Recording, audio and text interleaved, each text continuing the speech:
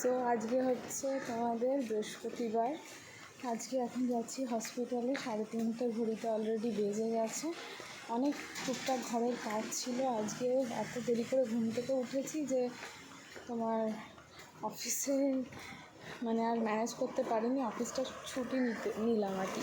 ছাটি তো বলবো না, শরীরটা ঠিক লাগছিল না বলে, তো সে কারণে আজকে একটু অফ ডেই নিয়েছি। আর এখন যাচ্ছি হচ্ছে হসপিটালে।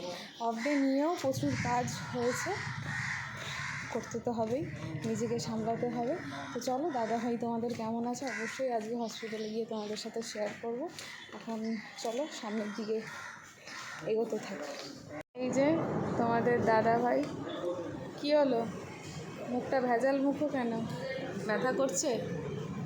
তো করবেই, একটা অঙ্গ বাদ দিয়ে দিয়েছে ভিতর থেকে। অর্গান, একটা অঙ্গ।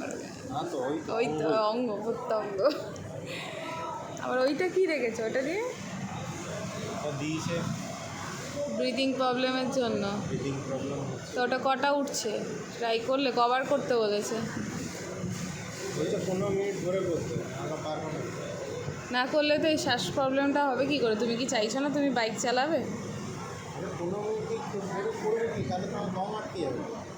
অল্প অল্প 5 মিনিট করে 5 মিনিট করে বাড়াও। ওই রকমই করছি, যতটা পারবো ততটা করবো। এই হয়েছে ব্যাপার। হসপিটাল থেকে কি বাড়ি যাওয়ার ইচ্ছে করছে? বাড়ি যেতে ইচ্ছে করছে কিন্তু হসপিটালে থাকবে। বাবা, হাসি দেখো। এখানেই দীক্ষা নিয়ে এখানেই থেকে যাবো। দীক্ষা নিয়ে তাহলে ছেলেটাকে দিয়ে যাচ্ছি। লোকের ঘুমও পরিশ্রম করবো, তাও ভালো।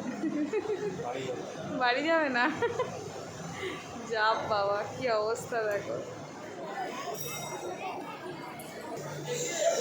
হ্যাঁ হ্যাঁ দেখেছি।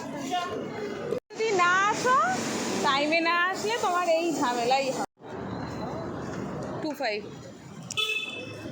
সো এখন বাজে ঘড়িতে রাত্রি 10:30। বাড়িতে এসে ডিনার কমপ্লিট হয়ে গেছে। আর জুনিয়ার গান গাইছে, শুনতে পাচ্ছ তোমরা। আর আজকে ডাক্তার বলে দিল কালকে সকালের দিকে বা দুপুরের দিকে যখনই হোক ফোন আসবে। তো ফোন এলে ডিসচার্জের জন্য রেডি থাকতে হবে, কারণ কালকে তোমাদের দাদাভাইয়ের ডিসচার্জ। তো চলো আবার পরে কথা বলবো। জুনিয়ার এখন বক বক করেই যাচ্ছে, কোনো কথা শুনতে পারবে না তোমরা।